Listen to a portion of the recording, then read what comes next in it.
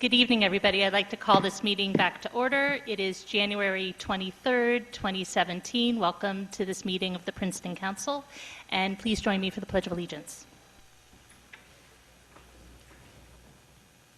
Allegiance to the flag of the United States of America and to the republic for which it stands, one nation, under God, indivisible, with liberty and justice for all.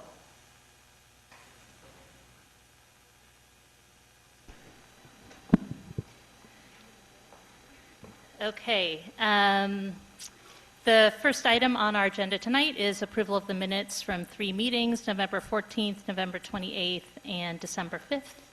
Is there a motion to approve these minutes? So moved. Moved by Mr. Liverman. Second. And seconded by Ms. Krummeler. Any comments or corrections? All in favor? Aye. Any opposed? Okay, the minutes all pass. Next we come to announcements. I'll start with Ms. Howard. Any announcements? None. Mr. Liverman? None. Mr. Miller? No. Ms. Butler? Mr. Quinn? None. I just have one announcement, and that is this Friday, upcoming Friday morning from 8:30 to 10 a.m. I'll be having my Meet the Mayor, monthly Meet the Mayor session at the Public Library in the lobby. You don't need to sign up ahead of time. And if you'd like to come, if you have any issue, you're welcome to come see me then. And now, are there any staff announcements? No? Okay. So now I'd like to open up the floor to comments from the public for items that are not already on the agenda. And there is a sign-up sheet, so we'll start with that, and then if there's anybody else who has a comment on something not already on the agenda, we'll get to them. So first is Sam Bunting. Oh, and before you start, I just want to ask folks if you can please try to keep your comments to 3 minutes, because we do have a full house tonight. Yeah, good evening, it's Sam Bunting, Dempsey Avenue. I have a petition here with 200 names on it, and each of those 200 people has said I could have their 3 minutes. So, but seriously, I can see that looks like you've got a lively meeting coming in here tonight, and that's great. I think it's great that here in Princeton we have such a passionate population. And, this is a really great town to live, and especially around this time of year, around Martin Luther King Day in particular. It makes me think about how lucky we are to live here, and also about, how it's our duty and responsibility to try to help other people who have not had the same privileges that we have had. And that brings me to this question of the current affordable housing litigation, which is currently taking place in Trenton. And, I think that really this town has a history of trying very hard on affordable housing, and right now I think we're maybe getting away from that with this current litigation, which seems intended to reduce our historic commitment to providing housing for people of all different kinds of backgrounds.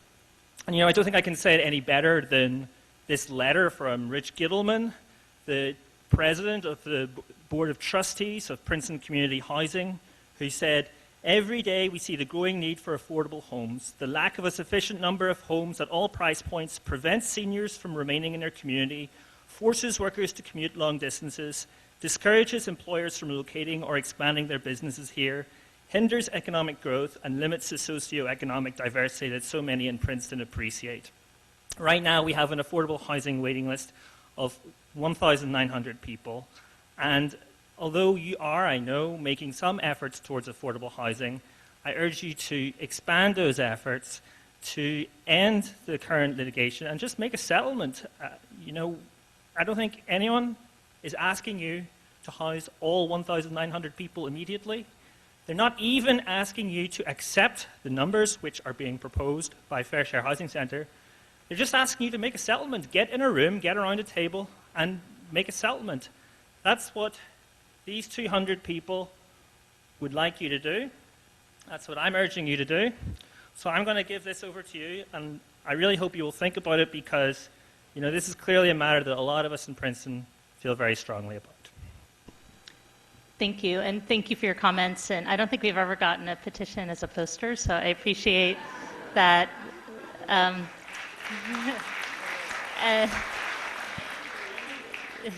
That's smart.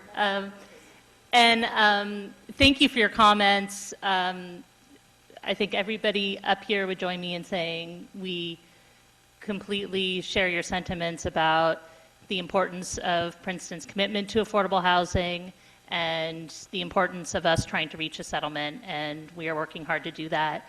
We're putting together a FAQ, frequently asked questions, that will be up on the website tomorrow for more information if anybody's interested in following up.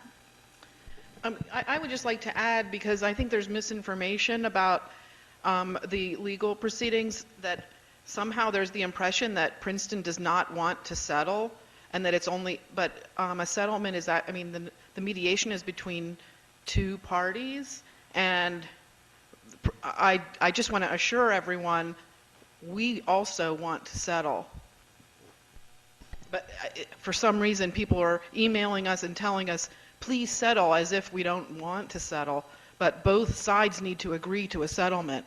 So it's you know, maybe the other side should also be pressured. Okay. Mayor, I wonder if we could ask our attorney just to take a two-sentence explanation here, because I do think it's important to explain the idea that we're in court litigating this, why it is that we've ended up how it is here because of what the state has done. Have I put you too much on the spot on this? You know, just even maybe if the first paragraph of the FAQ would be helpful, because we do have people here to explain to them, because it sounds like we've initiated some litigation as opposed to. Yeah, it's not, I mean, we're not embroiled in, you know, what people would typically understand as an adversarial proceeding. We're in court because normally we would be at COA with a plan for a third round obligation. COA would have assigned us some numbers, and we'd be in with a plan to show how we intended to address or exceed those numbers. Unfortunately, COA stopped functioning quite some time ago and simply never carried out its obligation. And so last year, the New Jersey Supreme Court, I'll put it in legalese, got fed up and transferred COA's functions back to the trial courts because COA wasn't doing anything. And what it then did was create a process whereby municipalities had the option of going to court to ask the judge to determine what that municipality's affordable housing obligation was, and then under the court's umbrella come up with a plan and get the court's blessing on that plan. And that's the process that Princeton is in. That's the litigation. We filed an action with the court. We're asking the trial court to determine what our number is. And then whatever that number is, you will come up with a plan to meet or exceed that number, and you will submit it to the court for the court's approval. Thank you. I think you could go one step further and point out that a negotiation requires two parties sitting across the table in good faith and discussing where they might ultimately wind up. And it has to be a good faith negotiation between the two parties. Otherwise, it is not a negotiation. And I think that we're willing to negotiate. We've made that clear. And we're waiting for the opportunity for a good faith negotiation. Okay. Thank you. All right. I'd like to move on to Audrey Chen. Hi, I'm Audrey Chen, Linwood Circle. I should also let you know I am a proud product of the Princeton. Audrey, you have to speak right in the mic so people can hear you. Sure, it's too tall. Mayor and Council, I want to thank you for the opportunity to speak tonight. And in respect of Council's time, the parents group that I'm with promises to limit comments to just one other person beside myself. I also want to thank, I'm sure I speak for many in the audience when I say I'd like to thank Council for the thoughtfully worded resolution and express appreciation that this council, like the councils in Highland Park, Red Bank, and Montclair, are weighing Audrey, sorry to in. interrupt. So is this for an item that's already on the agenda? Yes, I'm sorry. It said, I signed it and said it was about charter. Okay. Yeah, Maybe we need to change the sign-up sheet, Yes. but because it does, you're right that it doesn't reflect Right. the actual agenda. so Okay. I do want to see here, though, just because, how many people are here for the charter school issue? Okay, and how many people are here for another issue? Okay.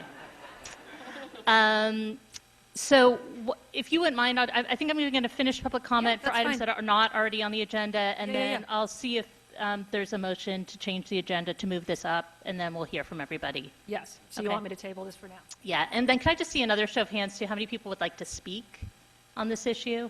Okay, great, and the rest are showing support. Okay. So is there anybody else who'd like to speak for something that's not on the agenda? Come on up now. Nat Bodekheimer from White Pine Lane, and I just wanted to add my support to Sam's petition and his comments. Thank you. Is there anybody else who'd like to speak as part of public comment? Okay, then, Mayor, can I make a motion that we change the agenda and take up the resolution on the charter school right now? You know, Okay. could we ask, I mean, since we have staff that can leave after they're done, could maybe Deanna do her report so she could leave? And I think people are staying anyway, so. oh, are you staying for the whole thing anyway? Okay. So there's been a motion from Ms. Howard, seconded by Mr. Miller, to amend the agenda to move up Resolution 1747. All in favor? Aye. Any opposed? Okay. So now we can take up that resolution. Ms. Okay, Butler? are you going to take it up ahead of the reports or anything else? Don't we have reports on here or not?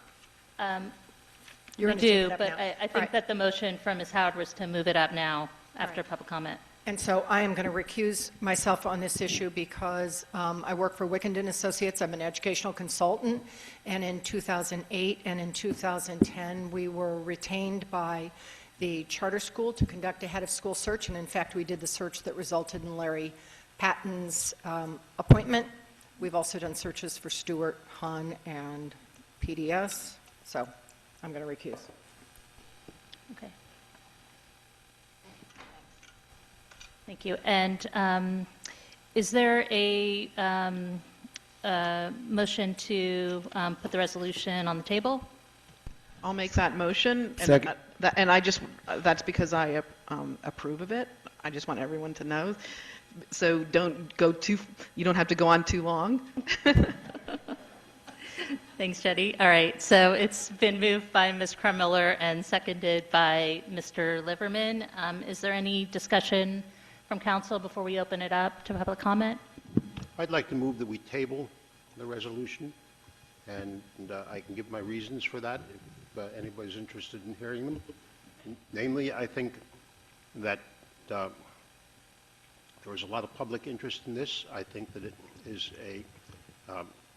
something that came to council very quickly, and I think council needs additional time to consider the implications of the resolution and possible unintended effects that the resolution might have. And for that reason, I'd like to urge council to defer action on the resolution this evening and table it and bring it back to council at a later date. Okay, so there's been a motion by Mr. Miller to table. Is there a second? No. Okay. Are there anybody else want to say anything before we open it up for the public? Well, I just want to comment, Bernie, that I thank you for being thoughtful about this resolution in front of us. And I think the concern with delay is that this is the end of public comment for the state is January 31st, right? I'm looking at Tim. Correct. So this is our last meeting before that deadline. So in order for us to have a meaningful impact on that consideration at the state level, we would need to act by then.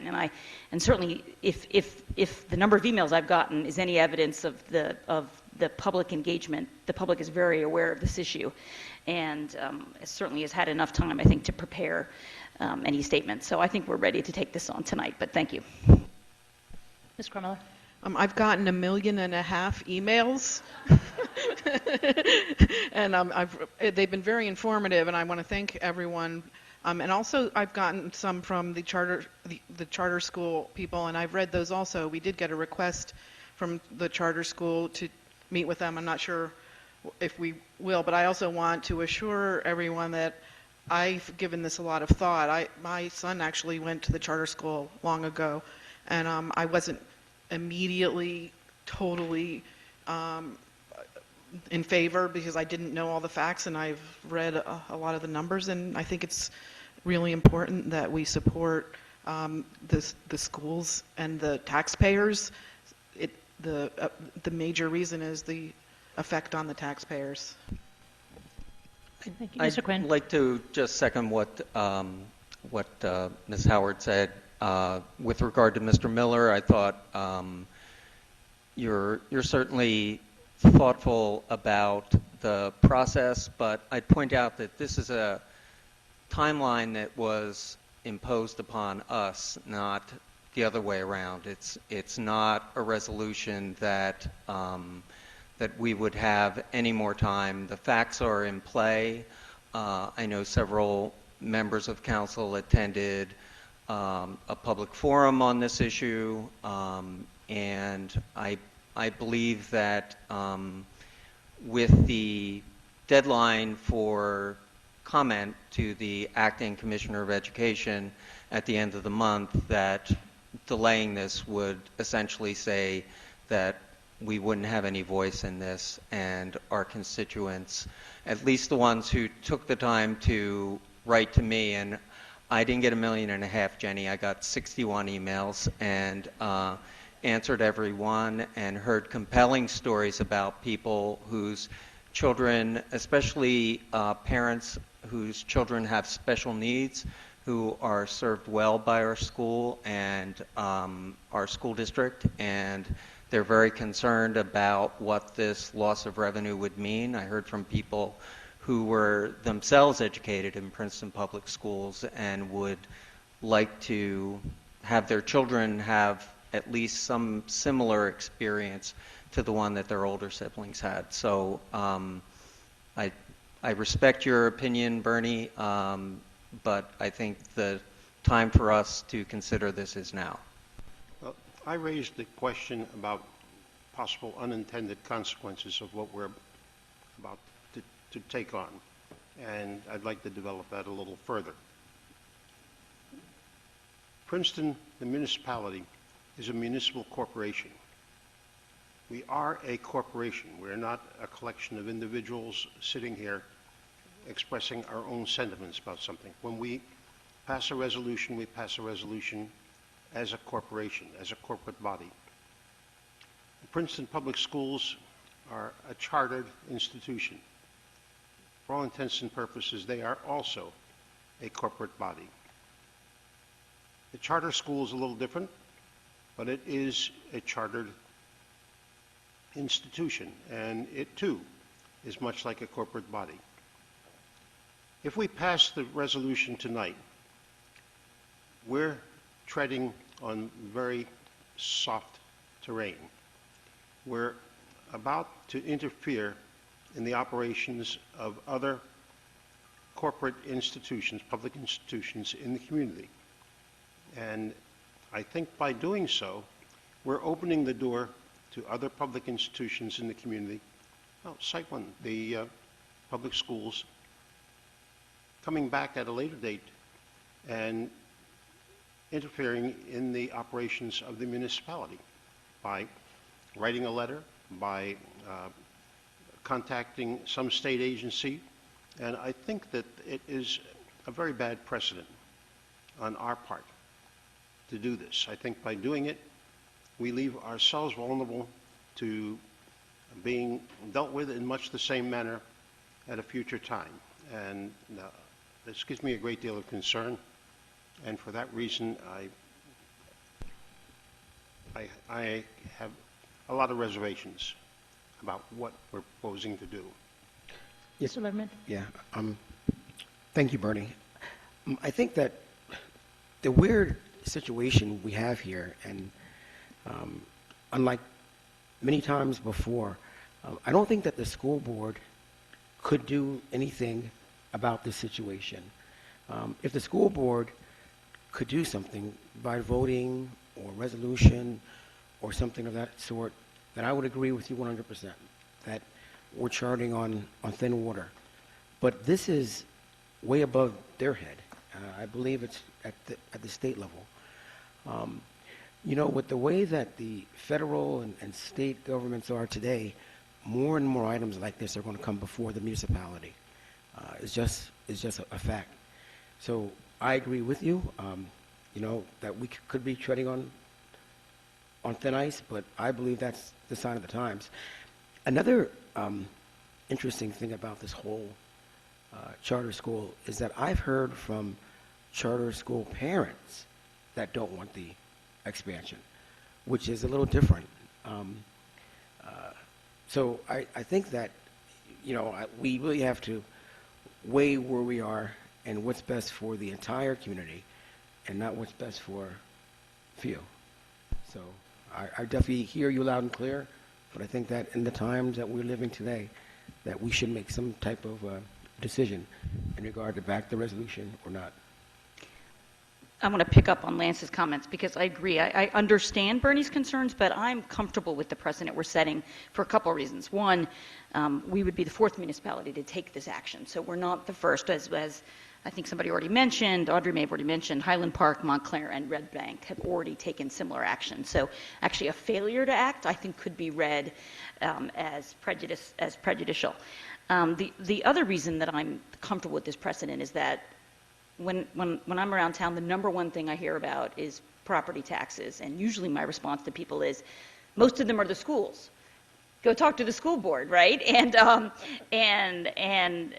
think many of you probably heard me say that of your local property taxes, now only a fifth of them are actually due to the municipality of Princeton. So this issue is really joined for us, I think, because as people in town worry about staying in town and property taxes growing, the issue on the what this means for taxpayers to be taking money away from our public schools, it either is going to mean a significant tax increase or a cut in services, which leads me to my third point, which is that I think it's unfortunate that and sometimes this debate has been less than pretty, but to me, what I've been excited about is seeing the tremendous pride people have in our local schools. And it's been so exciting to get all these emails and to hear these very personal stories. Every email has been different. And usually when we get campaigns, we get form letters, and every email has been different and very personal stories. And it's been so exciting to see how proud people are of our schools, why people move here, and how they want to maintain what is so great about our schools, including the tremendous programming, the diversity of our schools, the great programming for kids with special needs. So to me, the good that's come of this also is that it has highlighted how great our schools are and how the tremendous pride. So thank you. Mayor, Yes.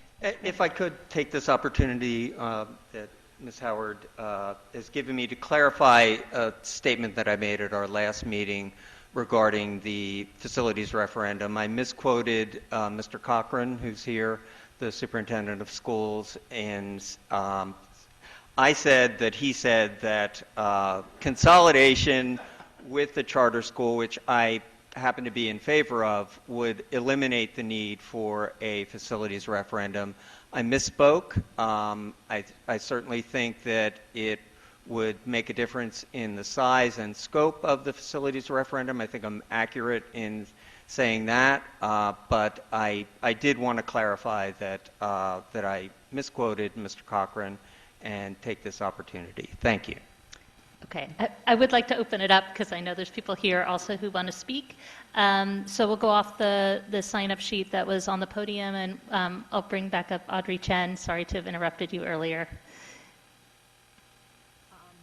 And just make sure you speak right in the mic so people can hear you. As I was saying, the parent group that I'm with is going to limit comment to one other person. And the main point I wanted to make was that I'm sure I speak for many in the room, letting you guys know that we really do appreciate, sort of your thoughtful wording of the resolution and the fact that you are following in the footsteps of Red Bank, Montclair, and Highland Park in weighing in on this issue, because it is an issue that's not just a school issue. It's one that really has pretty grave impacts for all of our community, and it is entirely an appropriate thing for this council to be weighing in on. Thank you.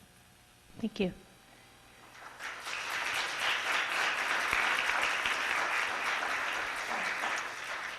Lori Weir. Good evening. Thank you for the opportunity to speak at this council meeting so that I may help to represent the over 2,900 adults who have signed a petition opposing expansion of the Princeton Charter School, and also thousands of children who will be affected now and in the future. I would like to briefly make just 3 related points at this time. First, the Princeton Town Council needs to publicly support Resolution 1747 and to know this issue is not purely a school matter, but one that indeed affects our entire community. Second, the Princeton Town Council, in making its decision, needs to know that the precedent has indeed been set in our state for town councils to speak out as the voice for their constituents in precisely this matter. There is no local vote. Numerous towns, including Red Bank, Montclair, and Highland Park, have weighed the same issue and passed resolutions opposing local charter school expansions. If a resolution is not passed today, we do risk the appearance of tacit approval of charter expansion here, and all the ensuing damage to our schools, the education provided to children now and in the future, and ultimately our property values. Finally, the charter school is a publicly funded entity, yet it does not demographically represent the township, and its expansion request with an additional cost of $1.2 million annually was planned in total privacy for an extended period with complete lack of transparency